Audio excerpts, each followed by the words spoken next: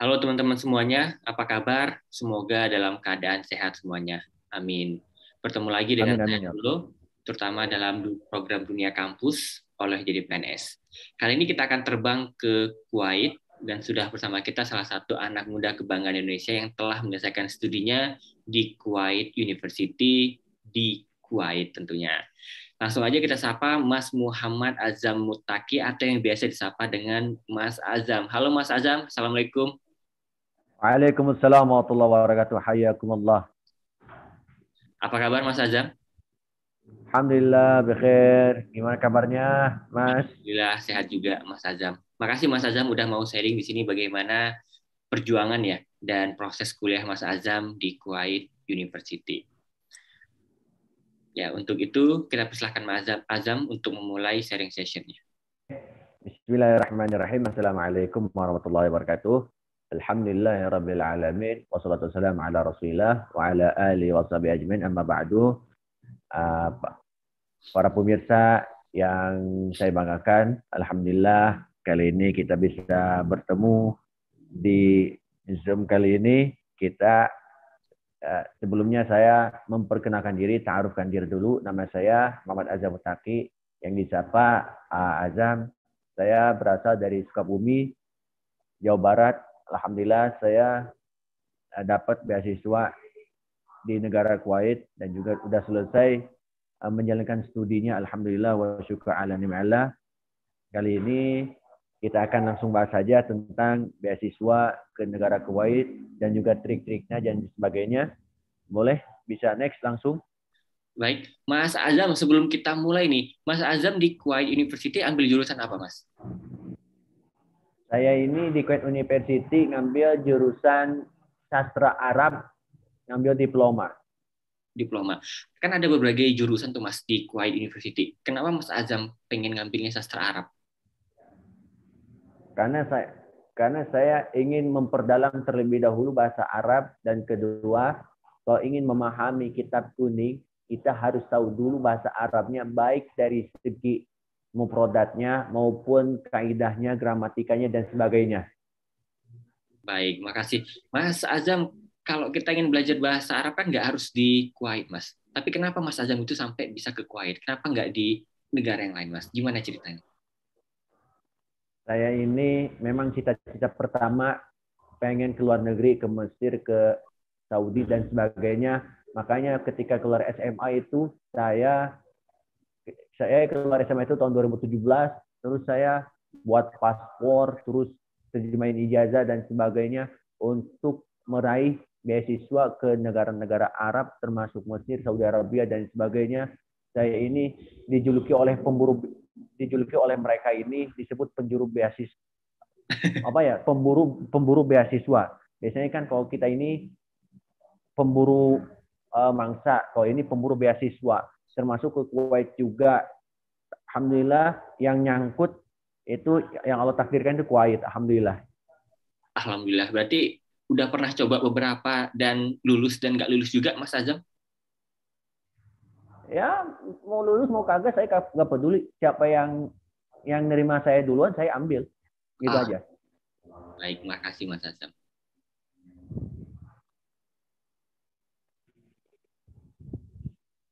Nah, ini kita sebelum bahas beasiswa, kita harus tahu dulu negara Kuwait ini seperti apa.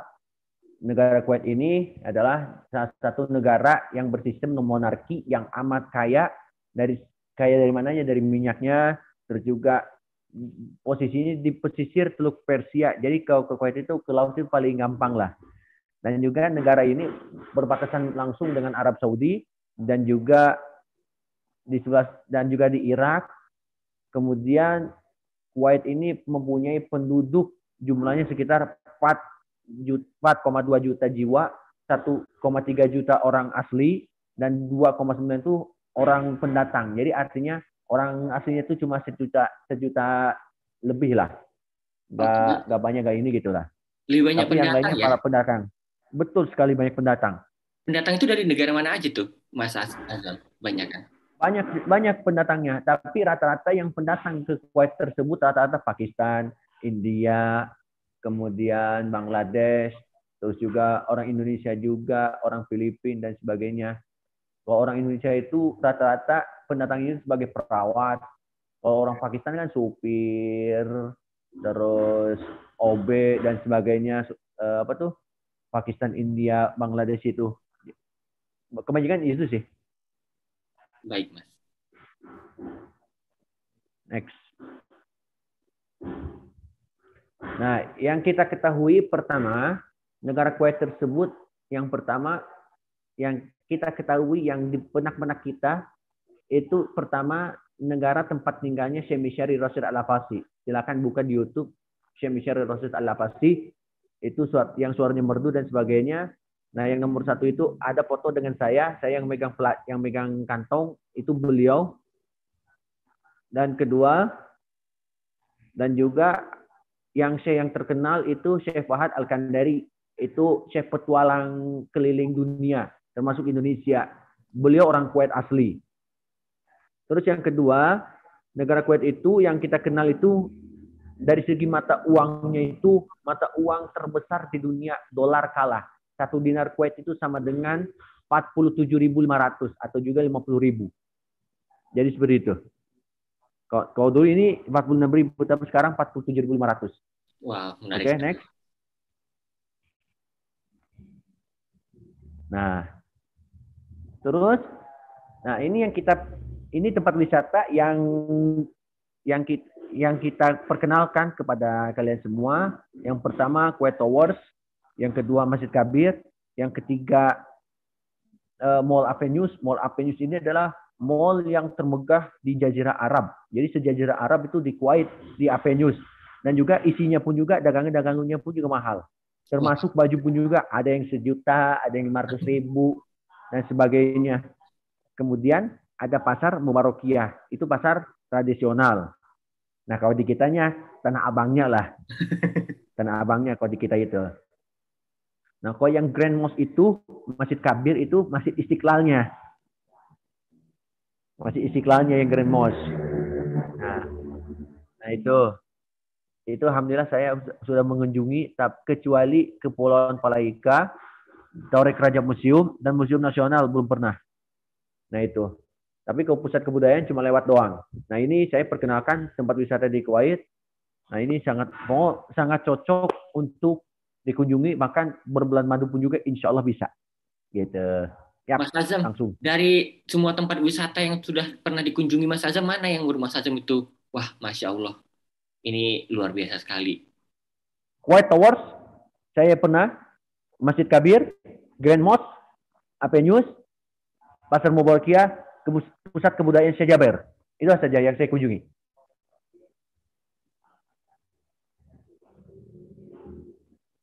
Nah ini informasi beasiswa Kuwait itu ada 2 beasiswa. Yang pertama yaitu semua ada yang pertama beasiswa S1 Syariah dan Fakultas Adab. Adab itu sastra Arab, yang itu untuk 2 orang. Jadi artinya yang keterima per tahunnya hanya 2 orang untuk orang Indonesia. Dan juga program non gelar atau juga disebut dengan diploma. Nah ini saya ngambil yang non gelar. Itu untuk 7 orang. Nah jadi kedua beasiswa tersebut alhamdulillah full funded. Dari tiket pesawat hingga pulang lagi ke Indonesia kita ditanggung oleh Kuwait, alhamdulillah. Alhamdulillah. Dan jumlahnya sedikit dan sangat berkompetisi sekali ya, Mas Azam ya? Betul sekali. Karena Kuwait itu lihat dari sesuai kondisi negaranya. Indonesia itu termasuk negara kaya, makanya dikasih sedikit. Gitu. Nah ini fasilitas beasiswanya, Masya Allah. Biaya tiket, pulang pergi, Indonesia Kuwait, kemudian asam universitas, makan 3 kali dalam sehari, kemudian uang saku per bulan, terus juga kampus yang megah, alhamdulillah berkesempatan untuk umroh gratis. Alhamdulillah saya semuanya dapat. Wah, alhamdulillah. Nah ini fasilitas beasiswanya. Oke. Nah ini persyaratannya nih. Persyaratannya alhamdulillah ini secara umum ya. Pertama pastinya WNI, minimal lulusan SMA. Ketiga, bersedia mengikuti secara penuh program, baik program bahasa Arab yaitu diploma yang saya lakukan, ataupun juga S1 harus diikuti juga, jangan sampai terputus. Itu. Kemudian bersedia mematuhi kurikulum aturan belajar, itu harus juga kita patuhi dan sebagainya. Itu harus kita ikutin juga. Oke, next. Baik, Mas Azam ini apakah harus di Kuwait University atau bisa di kampus lain, Mas? Di Kuwait. Oh ini saya kalau orang Indonesia rata-rata Kuwait University. Kuwait University rata-rata. Tapi ada universitas lain, tapi untuk orang Indonesia belum ada sampai saat ini. Oke. Nah, siapkan pertama siapkan dokumennya karena ini beasiswa dari pemerintah Kuwait, tapi dititipkan ke Kedutaan Besar Indonesia yang berada di Kuwait. Yang pertama, surat pernyataan dalam bahasa Inggris ditandatangani oleh pendaftar dan juga orang tua wali dengan format terlampir. Itu KBRI yang ngasih. Kedua, CV-nya terlampir juga oleh KBRI yang ngasih. Ketiga, paspor. Jadi ke luar negeri kemanapun juga harus pakai paspor. Yang keempat, ijazah SMA. Kemudian ijazah tersebut asli plus terjemahan. Kemudian yang terjemahan pun juga harus dilegalisasi terlebih dahulu ke Kemenkumham, Kemenlu, dan Kedutaan Besar Kuwait yang berada di Indonesia. Yang kelima, SKCK sama seperti halnya di ijazah. Harus diterjemahkan, kemudian dilegalisasi. Next.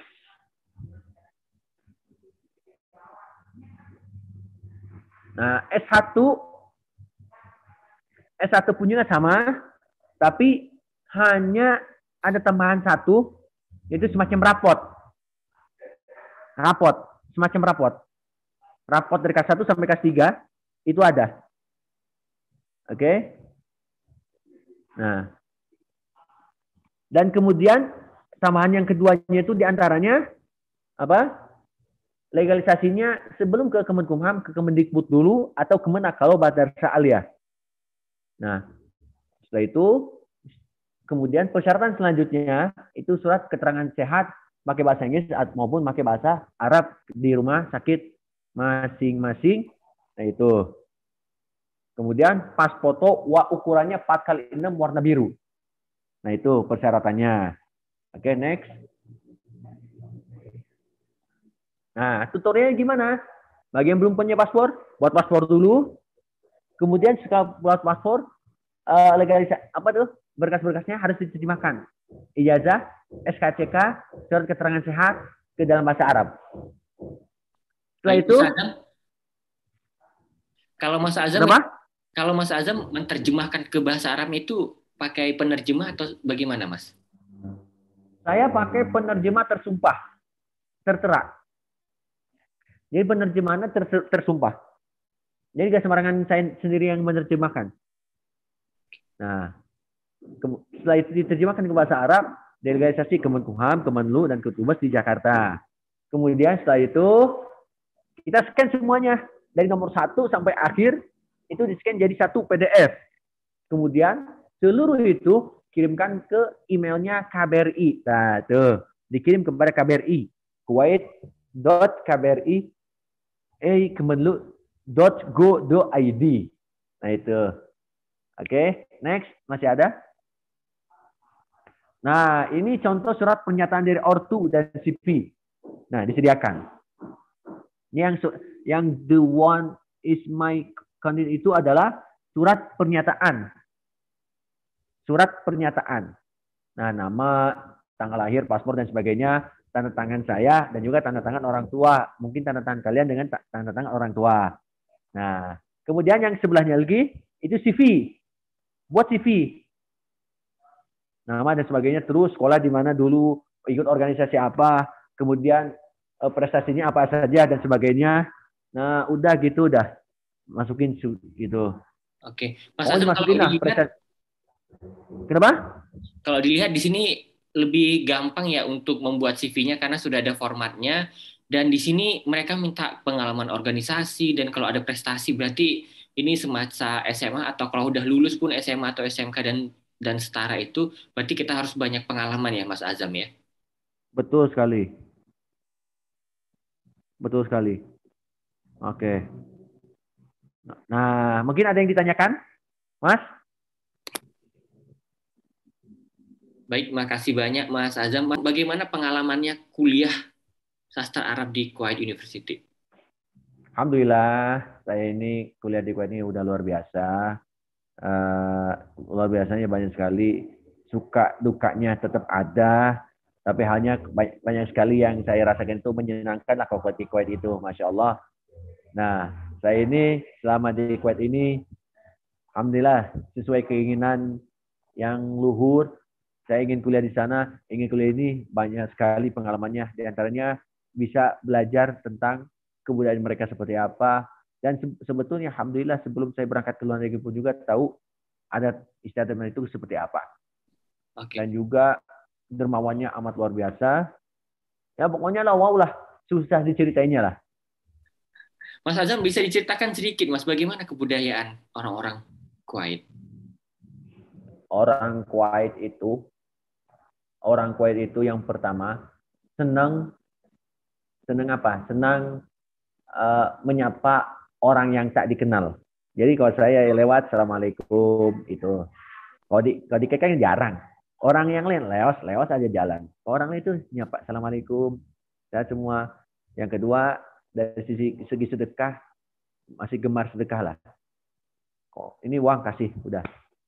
Apalagi kalau lihat orang desa itu, orang itu dapat duit terus loh. Nah itu.